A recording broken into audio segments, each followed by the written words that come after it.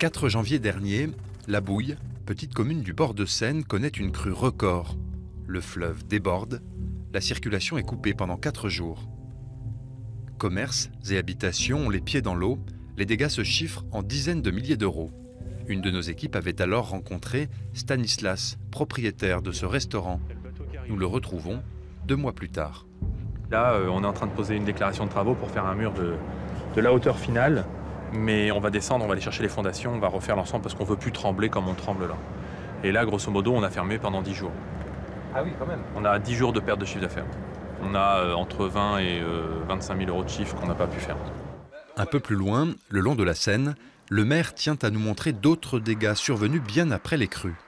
Il y avait 50 cm d'eau là, qui à mon avis par capillarité ont miné le mur. Le fort gel le lendemain, le surlendemain, vous avez 4 jours de gros gel, a fait qu'au dégel, c'est tombé.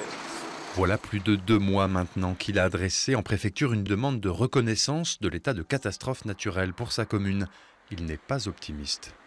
Il y a une première commission qui s'est réunie, je crois de tête le 18 février, qui ne nous a pas déclaré en catastrophe naturelle. Ils ont déclaré 26 communes, là encore de mémoire.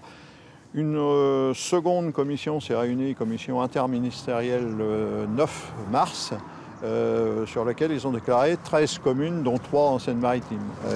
La Bouille être un peu inquiet. Inquiet un peu. Alors monsieur le maire travaille ces jours-ci à estimer le montant global des dégâts subis dans le village. Les 26 parcelles, c'est 26 parcelles et le détail des commerces impactés.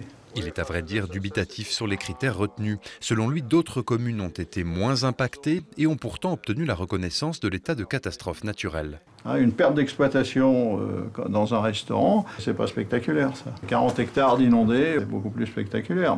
Malgré tout, il ne perd pas espoir. Une nouvelle commission interministérielle doit se tenir début avril. L'occasion, espère-t-il, de voir enfin reconnus les dégâts causés par les inondations dans sa commune.